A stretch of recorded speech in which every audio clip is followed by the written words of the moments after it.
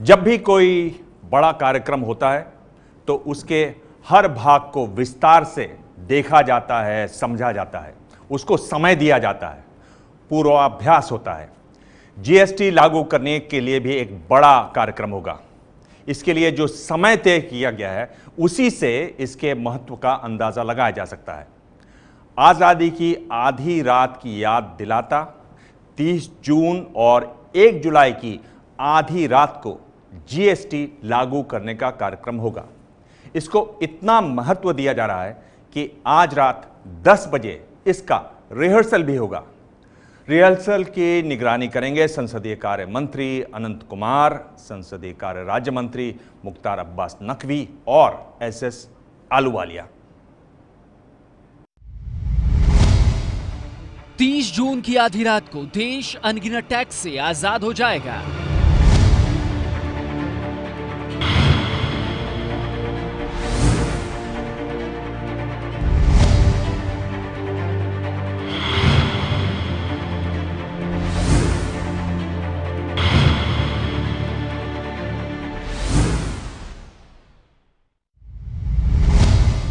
GST के भव्य आयोजन के लिए संसद भवन पूरी तरह से तैयार।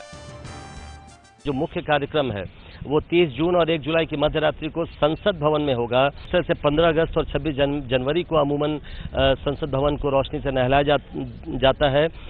उसी की तैयारी यहाँ पर चल रही है। संसद का यही वो ऐतिहासिक सेंट्रल हॉल है जहाँ 15 अगस्त 1947 की आधी रात को आजादी के जश्न के लिए ट्रस्ट विद डेस्टिनी समारोह का आयोजन किया गया था, जहां देश के पहले प्रधानमंत्री जवाहरलाल नेहरू ने आजादी के बाद अपना पहला संबोधन दिया था। Long years ago, we made a tryst with destiny, and now the time comes when we shall redeem our pledge. At the stroke of the midnight hour, when the world sleeps, India will awake to life and freedom. इसी central hall में GST पर 30 जून की आधी रात को ठीक वैसा ही भव्य आयोजन होने वाला है जैसा 15 अगस्त 1947 की आधी रात को हुआ था। सेंट्रल हॉल को भी सजाया गया है, पूरी तरह से रेनोवेट किया गया है। तो अब सबको इंतजार है 30 जून की उस पल का, रात में उस पल का जब जीएसटी पूरे देश में लागू हो जाएगा। संसद के सेंट्रल हॉल में ठीक रात 11 बजे एक देश एक टैक्स यानी जीएसटी को लागू करने वाला कार्यक्रम शुरू होगा और ये रात 12:10 तक चलेगा। कार्यक्रम में राष्ट्रपति प्रणब मुखर्जी और प्रधानमंत्री नरेंद्र मोदी का संबोधन होगा।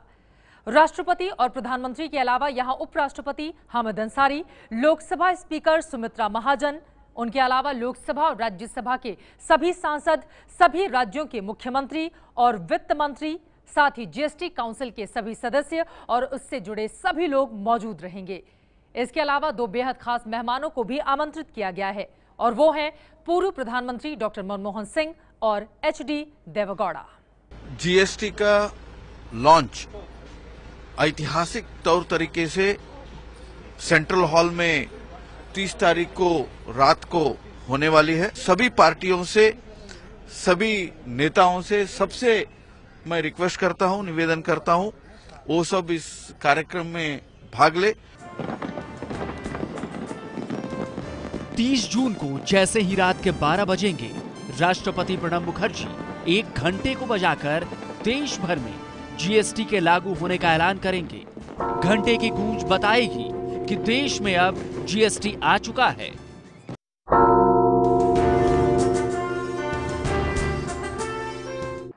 भारत के लोकतंत्र की ताकत का पहचान होगी दुनिया को कि इस देश के सभी दल, सभी भिन्न भिन्न विचारधारा वाले दल देश हित में कंधे से कंधा मिला करके कितना बड़ा फैसला करते हैं, ये दुनिया के सामने एक अजूबा की तरफ दिखने वाला है। पीएम मोदी भले ही आश्वस्त थे कि इस आयोजन में सभी दल शामिल होंगे, लेकिन पश्चिम बंगाल के मुख्यमंत्री ममता बनर्जी इसका विरोध करते हुए कह चुकी हैं कि उनकी पार्टी टीएमसी इस कार्यक्रम में शामिल नहीं होगी।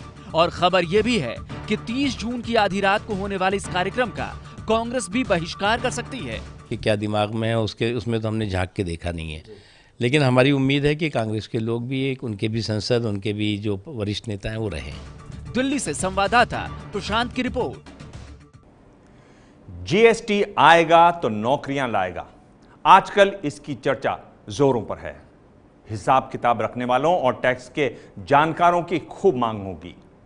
एक अनुमान के मुताबिक जीएसटी की वजह से अकाउंटिंग और टैक्सेशन के क्षेत्र में करीब 1 लाख नौकरियां बढ़ेंगी।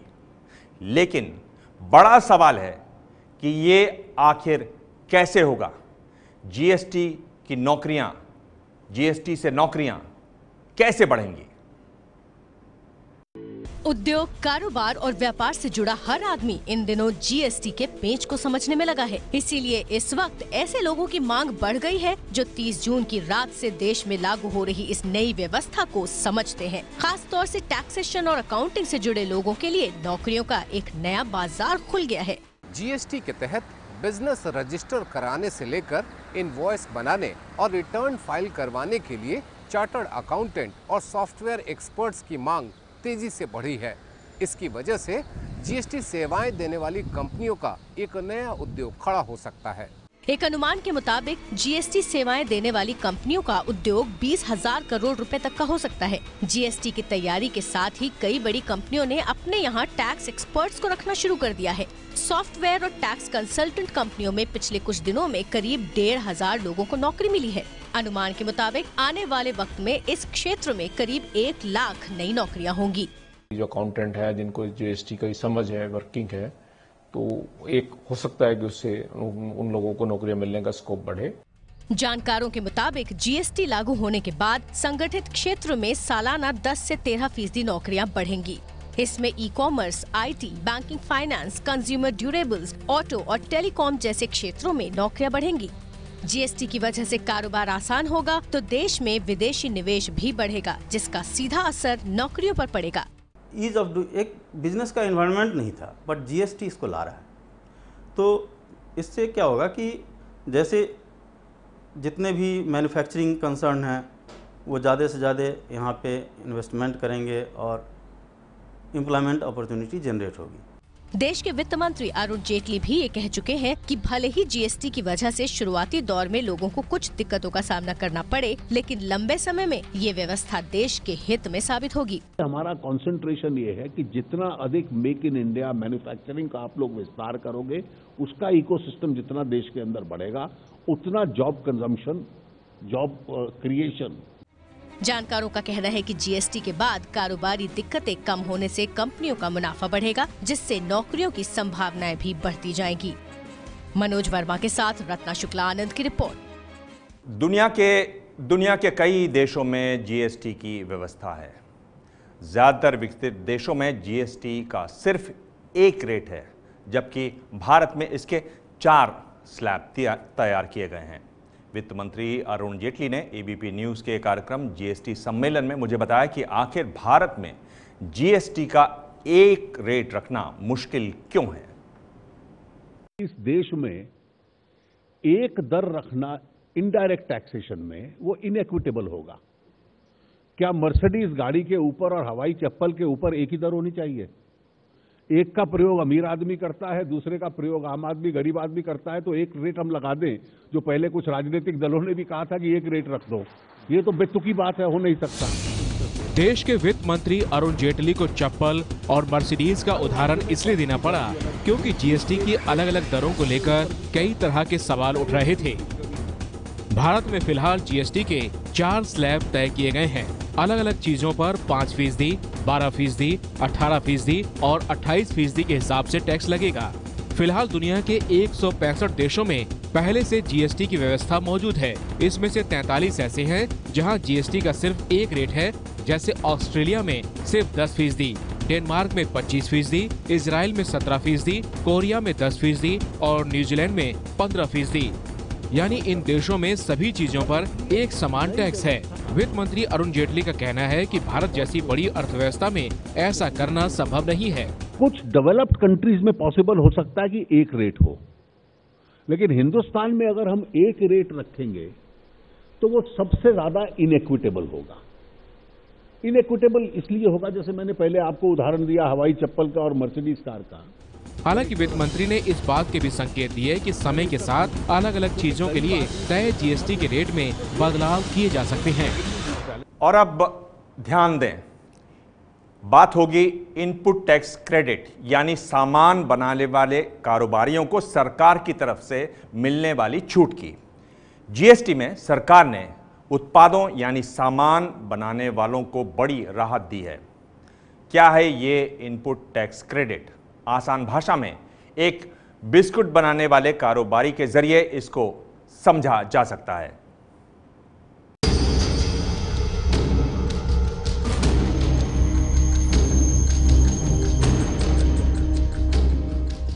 मान लीजिए 100 रुपए का कच्चा माल बिस्किट बनाने के लिए कारोबारी खरीदने गया। इस पर कच्चा माल सप्लाई करने वाले ने 12% टैक्स चुकाया, तो निर्माता को कच्चे माल के लिए 112 रुपए देने पड़े। लेकिन ये 12 रुपए जो टैक्स भरा गया वो लागत से अलग होगा। अब इस कच्चे माल से निर्माता ने बिस्किट बनाया और उस पर अपना मार्जिन रखा 8 रुपए। अब निर्माता बिस्किट को थोक व्यापारी को बेचेगा। निर्माता को 18% जीएसटी लगेगा। 108 रुपए पर 19 रुपए 44 पैसे, तो थोक विक्रेता को देने पड़ेंगे 127 रुपए 44 पैसे। अब तक चुकाए गए टैक्स के ऊपर टैक्स लगता था, यानी जो टैक्स भरा वो लागत बन जाती थी। लेकिन जीएसटी में लागत 100 रुपए ही रहेगी। थोक विक्रेता ने निर्माता को जो 19 रुपए 44 पैसे चुकाए, उसमें से 12 रुपए कम कर घट जाएंगे, जो निर्माता ने 100 रुपए के साथ कच्चा माल खरीदते वक्त दिए थे। और सरकार को जीएसटी चुकाना पड़ेगा सिर्फ 7 रुपए 44 पैसे। यहाँ जो 12 रुपए बिस्किट बनाने वाले को बचे, वही इनपुट टैक्स क्रेडिट है। अब आप सोच रहे होंगे कि पहले टैक्स चुकाने की सूरत में दोबारा कम टैक्स भरने का सिस्टम जीएसटी में क्यों डाला गया है? तो इसका जवाब ये है कि सैद्धांतिक तौर पर मौजूदा व्यवस्था में तैयार सामान पर जो टैक्स लगता है, उसमें से कच्चे माल पर चुकाए गए टैक्स को घटा दिया जाता है। चूंकि अभी पूरा इंटीग्रेटेड सिस्टम तैयार नहीं हो पाया है, इसीलिए इनपुट टैक्स क्रेडिट की व्यवस्था लागू की गई है। इसे इस तरह से भी समझिए कि किसी सामान के इस्तेमाल के पहले के स्तर के टैक्स को इनपुट टैक्स कहा जाएगा और आगे के स्तर के लिए ये क्रेडिट का काम करेगा, यानी वो टैक्स घट जाएगा और जो आगे मिल रहा है वो इनपुट टैक्स क्रेडिट है। जो बचत किसी सामान बनाने वाले को हुई, उससे थोक व्यापारी से लेकर खरीदार तक सामान सस्ता रहेगा। जीएसटी में इनपुट टैक्स क्रेडिट का फायदा तभी मिल सकता है जब सभी ने, यानी कि कच्चा माल मुहैया कराने वाले से लेकर सामान बनाने वाले और उसे ग्राहकों को बेचने वाले तक ने रजिस्ट्रेशन करवा रखा हो। Shishir Sinha, ABP news, Delhi. सरकार ने छोटे कारोबारियों के लिए जीएसटी में एक खास योजना शुरू की है। इसका नाम है कंपोजिशन स्कीम। इसका फायदा 75 लाख रुपए तक सालाना टर्नओवर वाले व्यापारी उठा सकते हैं। इसमें वो व्यापारी शामिल हैं जो या तो सामान बेचते हैं या फिर कोई उत्पाद बनाते हैं। इसमें रेस्टोरेंट चलाने वाले भी शामिल किए गए हैं। क्या जीएसटी से छोटे कारोबारियों का नुकसान है? जीएसटी लागू होने में अब बेहद कम वक्त बचा है और इससे सबसे ज्यादा फिक्र छोटे व्यापारियों को है, क्योंकि उन्हें लग रहा है कि इससे उनके कारोबार को नुकसान होने वाला है। घबराहट वाजिब है, लेकिन सरकार की तरफ से उनके डर को हटाने का उपाय भी किया गया है। 75 लाख तक के सालाना टर्नओवर वाले कारोबारियों के लिए सरकार कंपोजिशन स्कीम लेकर आई है। कंपोजिशन स्कीम में 3 स्लैब हैं। पहला है बेचने वालों के लिए, इसमें सालाना टर्नओवर का 1% देना है। दूसरा है बनाने वालों का, इसमें सालाना टर्नओवर का 2% देना है। और तीसरा है रेस्टोरेंट चलाने वालों का, इसमें सालाना टर्नओवर का 5% टैक्स देना है। कॉम्पोजिशन स्कीम में अगर वो व्यापार में है, ट्रेडिंग में है, तो 75 लाख तक का व्यक्ति 1% टैक्स दे दे, और मैन्युफैक्चरिंग में है तो 2% टैक्स दे दे, तो 75 लाख वाला तक के लिए ये लागू है। तो इसलिए जो छोटा है, जिसकी 20 लाख तक वाले को टैक्स नहीं देना और 75 लाख वाले को 1% और 2% है, अगर वो रेस्टोरेंट के बिजनेस में है तो 5% है। ये स्कीम काम कैसे करेगी, इसे आपको समझाते हैं। मान लीजिए रेडीमेड कपड़े बेचने वाले एक व्यापारी का सालाना टर्नओवर 75 लाख रुपए का है। अगर वो कंपोजिशन स्कीम लेता है तो उसे 75 लाख का 1% यानी 75,000 रुपए टैक्स में एक ही बार देने हैं। स्कीम का फायदा ये होगा कि व्यापारी को हर तिमाही में 1 रिटर्न और साल का 1 रिटर्न यानी कुल 5 रिटर्न ही दाखिल करने होंगे। कागजी कार्रवाई का झंझट कम होगा। नुकसान ये है कि ना तो इन्हें इनपुट टैक्स क्रेडिट ही मिलेगा और ना ही ये अपने ग्राहक से जीएसटी वसूल पाएंगे। छोटे को तकलीफ आ रही है, ये तर्क देना हम बखरे छोटे के सुविधा के लिए तो आफ्टर ऑल 32 राज्यों के 31 राज्यों के और केंद्र के जो चुने हुए प्रतिनिधि हैं उनको भी छोटे की चिंता है। सरकार पहले ही साफ कर चुकी है कि 20 लाख सालाना टर्नओवर वाले व्यापारियों को जीएसटी देने की कोई जरूरत नहीं है। आपको ये भी बता दें कि 75 लाख तक की इस कंपोजिशन स्कीम का फायदा आइसक्रीम, पान मसाला, तंबाकू और इससे जुड़े उत्पादों के कारोबारियों को नहीं मिलेगा। जीएसटी से पहले लगी है बम्पर सेल। फ्रिज 10,000 तक सस्ता, एलईडी टीवी पर 30% तक छूट। शोरूम मालिक जीएसटी लागू होने से पहले अपना पुराना माल निकालना चाहते हैं ताकि नए टैक्स के साथ नया सामान शोरूम में बेचें। 45,000 का फ्रिज 33,000 में, 4 लाख का एलईडी टीवी 3 लाख में। जीएसटी से पहले दुकानों में कुछ इसी तरह बम्पर सेल लगी है। राजस्थान में जयपुर के इस इलेक्ट्रॉनिक शोरूम में जब हमारे संवाददाता पहुंचे तो ऐसा लगा जैसे किसी त्योहार पर बम्पर सेल की धूम मची हो। सस्ते में मिल रहे इलेक्ट्रॉनिक्स आइटम्स खरीदने के लिए आए ग्राहकों में गजब का उत्साह दिखा। प्लान तो टीवी का था, लेकिन ऑफर देखने के बाद में वॉशिंग मशीन का भी मूड हो रहा है, प्रिंटर भी लेने का विचार है।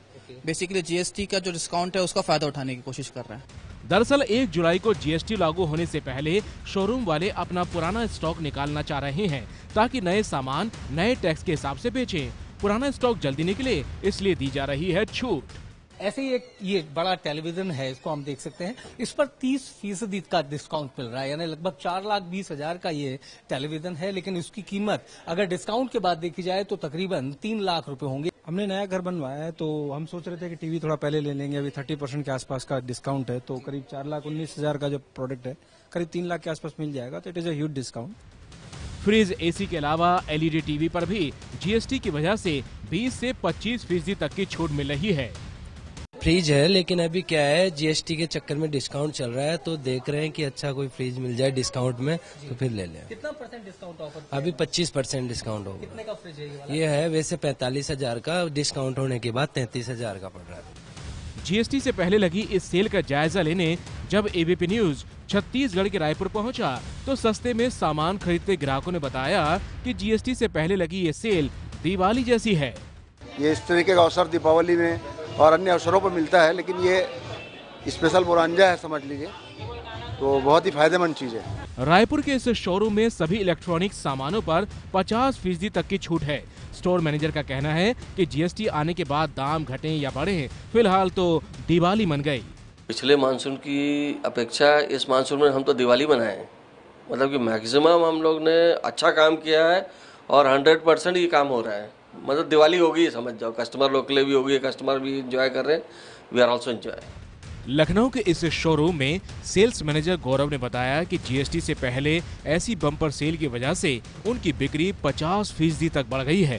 जो है लास्ट ईयर से इस साल अगर हम देखेंगे तो बहुत लंबा ग्रोथ हुआ है और सेल भी अच्छी चल रही है। मतलब ये है कि कस्टमर में जो एक दिमाग में बैठा हुआ है जीएसटी के तहत, इसी के तहत वो कस्टमर ले भी जा रहा है। जीएसटी से क्या महंगा होगा और क्या सस्ता, इन तमाम सवालों के बीच ऐसी सेल और छूट टैक्स के टेंशन को थोड़ा कम तो करती ही है। इलेक्ट्रॉनिक्स के सामान के अलावा कार बाजार पर भी अभी से जीएसटी का असर साफ दिखाई दे रहा है। ग्राहकों को लगता है कि जीएसटी से कार सस्ती होगी, तो इसलिए जीएसटी के बाद वो नई गाड़ी खरीदेंगे। अब कार मालिक और कार कंपनियां ग्राहकों को खींचने के लिए बड़ी छूट दे रहे हैं।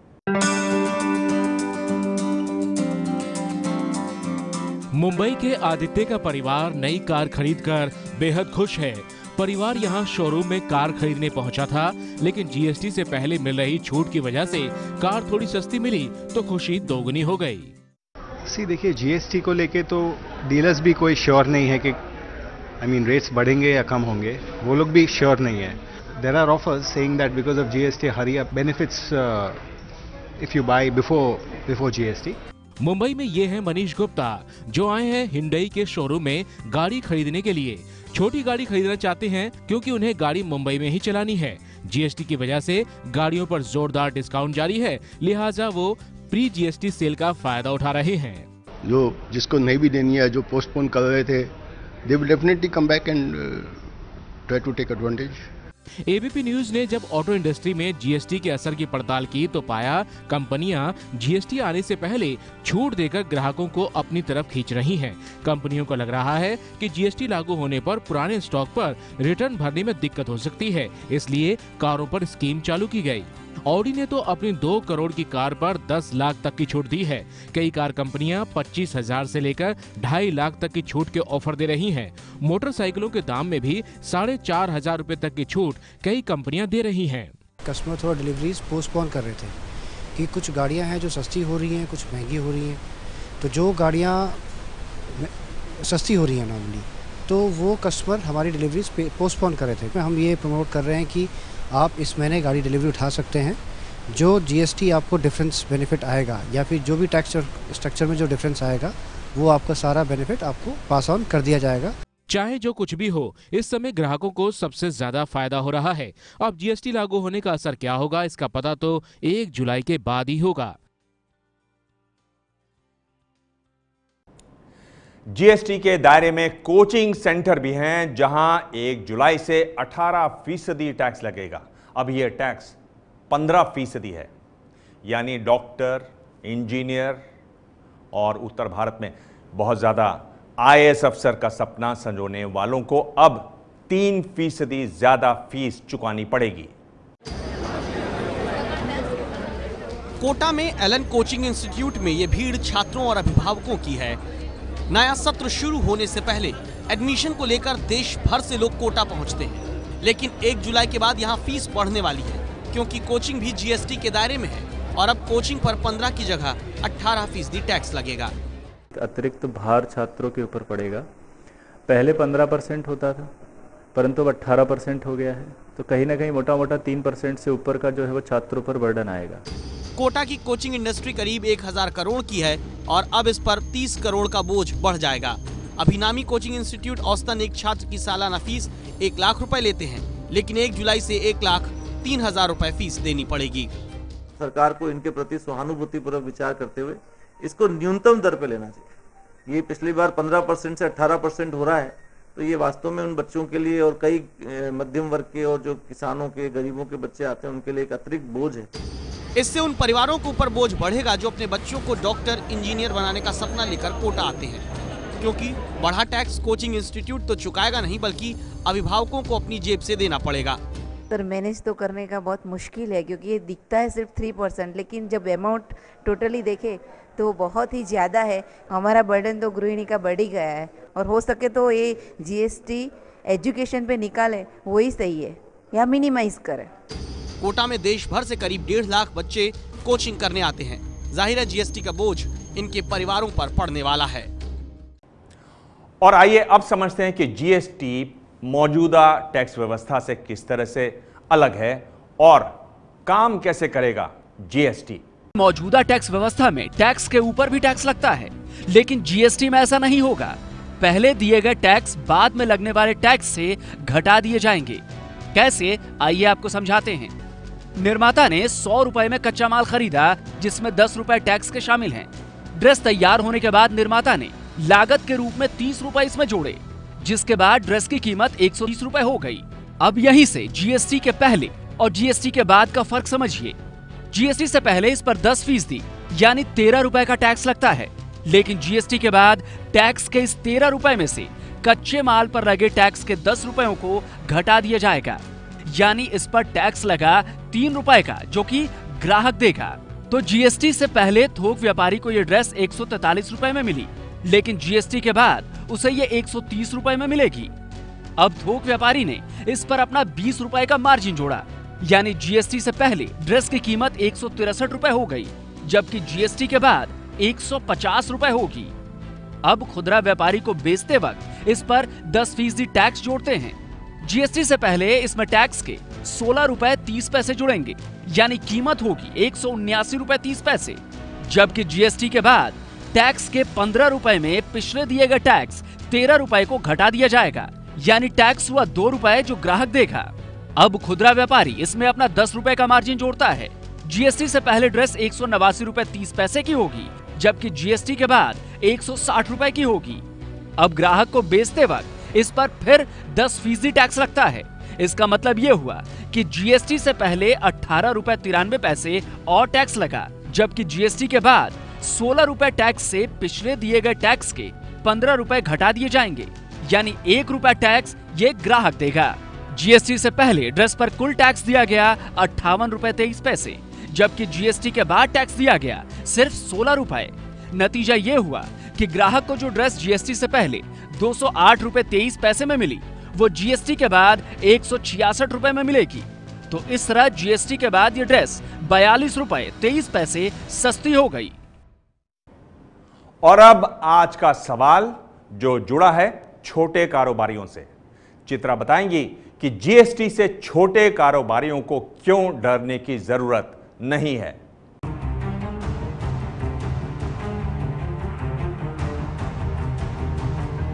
जीएसटी पर कारोबारियों से जुड़े हुए हर सवाल का जवाब हम देने की कोशिश कर रहे हैं। और आज का सवाल है कि अगर कारोबार कई राज्यों में हो और सभी राज्यों में सप्लाई 10 लाख रुपए से नीचे हो तो क्या जीएसटी में रजिस्ट्रेशन कराना पड़ेगा? इसका जवाब है हाँ, बिल्कुल कराना पड़ेगा। क्यों कराना पड़ेगा, अब ये आपको समझाते हैं। मान लीजिए किसी व्यापारी का दिल्ली, महाराष्ट्र, उत्तर प्रदेश, हिमाचल प्रदेश और गुजरात में यानी कि 5 राज्यों में कारोबार है। दिल्ली में टर्नओवर 6 लाख है, महाराष्ट्र में 5 लाख, यूपी में 7 लाख है, हिमाचल में 4 लाख और गुजरात में 8 लाख रुपए है, यानी कुल मिलाकर कारोबार 30 लाख रुपए का है। देश भर में 20 लाख से ज्यादा है, इसीलिए इन्हें जीएसटी में रजिस्ट्रेशन कराना ही पड़ेगा। और अब आपको बताते हैं कि जीएसटी का आपके किचन पर कितना असर पड़ेगा। हमारे साथ हैं रोमाना। 1 जुलाई से जीएसटी लागू होने वाला है और ये आपके किचन के बजट को सस्ता कर सकता है। कैसे? आइए आपको दिखाते हैं।